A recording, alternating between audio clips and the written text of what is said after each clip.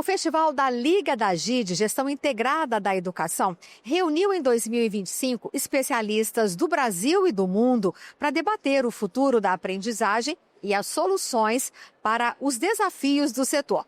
O evento também celebrou trajetórias de sucesso na gestão educacional, como a adotada no Mato Grosso, que avançou 11 posições no IDEB, Índice de Desenvolvimento da Educação Básica. E para contar um pouco mais sobre essa experiência, nós convidamos a secretária adjunta de Gestão Educacional do Mato Grosso, Jéssica Campos, para conversar conosco. Jéssica, seja muito bem-vinda ao nosso podcast. Obrigada pelo convite. É um prazer falar com vocês hoje. O avanço de 11 posições no ranking do IDEB é impressionante. Qual foi a estratégia de gestão mais impactante que a senhora atribui a esse salto significativo de resultados? Não tem uma bala de prata, né? Não é uma ação que resolve toda a situação. A educação é um sistema complexo que precisa de algumas ações. Posso destacar o currículo, um currículo forte, um currículo único para o Estado, com material pedagógico que acompanhe e priorize essa aprendizagem, com uma formação de professores fundamental. A formação de professores é fundamental para o desenvolvimento da aprendizagem. Se eu tenho um professor bem preparado, bem formado, com uma formação em serviço, ou seja, na prática pedagógica dele, a gente tem uma aprendizagem de sucesso. A gente precisa avaliar. Se eu faço essa aprendizagem, eu não avalio periodicamente para saber o que o estudante aprendeu, o que ele não aprendeu, onde a gente quiser recompor essa aprendizagem, ou seja, voltar um pouco e fazer de novo para que o estudante possa ter uma segunda chance de aprendizado, então não resolve. Então a gente tem que fazer uma avaliação periódica, a gente faz algumas todo bimestre com os nossos estudantes e por fim, mas definitivamente não menos importante, a gestão. A gestão precisa ser forte, desde a unidade escolar, passando pelas diretorias regionais até o órgão central de educação. Quando você tem uma gestão com uma organização bem feita, com processos bem estabelecidos, você consegue que essas políticas pedagógicas sejam bem desenvolvidas nas unidades escolares. Em um estado com tanta diversidade como o Mato Grosso, como a gestão assegurou que o avanço do IDEB, o Índice de Desenvolvimento na Educação Básica, fosse também um avanço em equidade, garantindo que as escolas em áreas de maior vulnerabilidade recebessem o apoio de recursos de gestão necessários? A gente tem um estado que ele tem características desafiadoras. A gente fala do terceiro maior estado em dimensão territorial, mas com uma população de um pouco mais de 3.600.000 habitantes, ou seja, está bem distribuído entre o estado. Nós contamos com 70 escolas indígenas, 114 escolas do campo, escolas quilombolas, ou seja, a gente tem uma diversidade grande. Para isso, a gente tem, primeiro, uma superintendência que olha para a equidade e inclusão. A gente precisa de pessoas que fiquem focadas e estabeleçam estratégicas específicas para cada uma das necessidades. Mas a gente tem que, primeiro, pensar que equidade é respeitar a diversidade, a diferença. Então, para cada um dos povos indígenas, por exemplo, para as localidades do campo, a gente tem que respeitar o saber daquele povo e usar para potencializar a educação. Então, não tem uma fórmula única para todos os povos, não tem uma fórmula única para todas as localidades. A gente usa o que cada uma das regiões tem de aprendizagem e potencializa isso com gestão e com foco no currículo.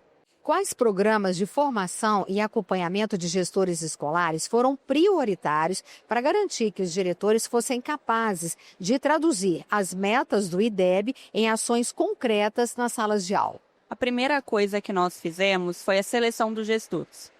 Porque para desenvolver os gestores, eu tenho um perfil. Para ser gestor, como para ser professor, para ser jornalista, há um perfil, tem habilidades e competências necessárias que as pessoas devem ter. Então, a gente começou com um processo seletivo para esses gestores, dentre os profissionais da rede, que já conheciam, que já estavam há vários anos ali, mas a gente faz esse seletivo e, a partir do seletivo, um processo de formação. É um processo longo, de 2 anos, que é uma pós-graduação, uma carga horária de pós-graduação, são 160 horas de formação, mas para que é um acompanhamento contínuo e periódico desses gestores para o desenvolvimento deles. Por exemplo, com mentoria, então um diretor que já tem mais experiência, que tem bons resultados, ele faz mentoria para outro diretor que está começando agora ou que tem resultados pedagógicos não tão interessantes. Então, esse processo de acompanhamento próximo, contínuo e periódico faz diferença, sim, para a gestão escolar e para os resultados pedagógicos. A gente não pode esquecer de uma coisa: diretor não é só síndico. Acontece isso muito, né? O diretor ele vai resolver a parte administrativa. Não, o diretor tem um papel fundamental dimensão pedagógica da escola. Então, está próximo dos professores, do que acontece na sala de aula, das políticas educacionais. Então, é isso que a gente foca muito em Mato Grosso. Como foi o trabalho para institucionalizar as práticas de sucesso e garantir que as metodologias de gestão que impulsionam o IDEB se tornem políticas de Estado, que isso não se perca, né? Assegurando a continuidade dos resultados para além da gestão atual? Essa é uma parte fundamental da gestão pública. Quando a gente fala de gestão pública, principalmente na educação, a gente tem que pensar em tempo. Não se muda a educação de um ano para o outro. As coisas na educação, elas levam tempo. A gente sempre fala de médio prazo, pelo menos. Na educação em Mato Grosso, nós iniciamos com um processo diagnóstico. Lá em 2020, a gente faz um diagnóstico com a rede para determinar quais eram as prioridades, quais eram os maiores gargalos e onde a gente precisava atuar de forma pontual e estratégica. Com isso, nós criamos o Educação 10 Anos. É um programa de Estado, ele está institucionalizado enquanto decreto e ele estabelece 30 políticas em 10 eixos que, de forma prioritária, a gente consegue saber onde atuar e quais são as estratégias necessárias para a gente alcançar os resultados. Que a gente, nesse programa Educação 10 Anos, ele é Educação 10 Anos porque são 10 anos para que nós estejamos entre as 5 melhores educações do país. A gente tinha uma meta que era em 2026, nesse SAEB de 2025, que é divulgado no próximo ano, nós estivéssemos entre as 10 melhores educações. Nós adiantamos a meta. Então, no último SAEB de 2023, nós ficamos entre as 10 melhores educações do país, então a gente já trouxe a meta para frente. E agora, no próximo SAEB, a gente já tem uma meta mais ousada de estar entre as 5 melhores educações do país. Qual foi a primeira e mais urgente área que a senhora identificou como necessitando de uma intervenção imediata para desatar os nós que impediam o avanço do IDEB? E qual que foi a solução de gestão escolhida, implementada? A gente tem que entender, nesse ponto, que a educação e o processo de aprendizagem ele é contínuo. Então, por exemplo, o SAEB, que é aquilo que embasa, a avaliação que embasa o IDEB, ele acontece a cada 2 anos. Mas a gente não pode pensar na aprendizagem a cada 2 anos, ela é o tempo todo. Então, todo ano, para a gente, é ano de SAEB, todo ano é ano de avaliação, todo ano é ano de aprendizagem, porque aquele estudante só vai estar ali uma vez. Ele não volta mais, então a oportunidade que ele tem para ele é ali.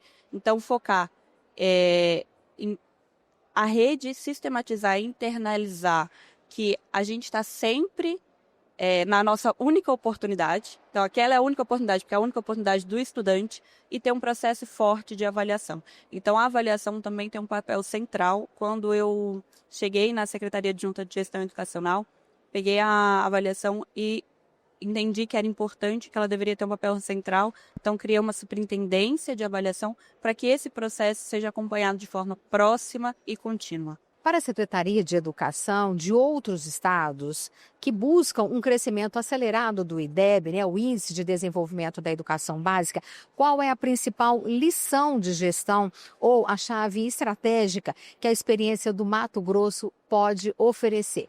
Planejamento estratégico. Você precisa saber o que fazer, quando fazer, como fazer, quanto custa, porque o orçamento também é limitado. Então, o planejamento estratégico da secretaria é fundamental. E ele não é construído sozinho.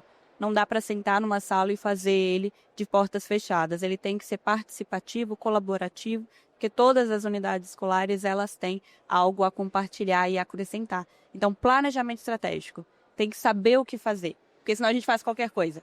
Jéssica, muito obrigada pela sua participação aqui no nosso podcast. Nós conversamos com a secretária adjunta de Gestão Educacional do Mato Grosso, Jéssica Campos. E para você que quer acompanhar outras informações da GID, a Gestão Integrada da Educação, basta acessar o nosso site fdg.org.br.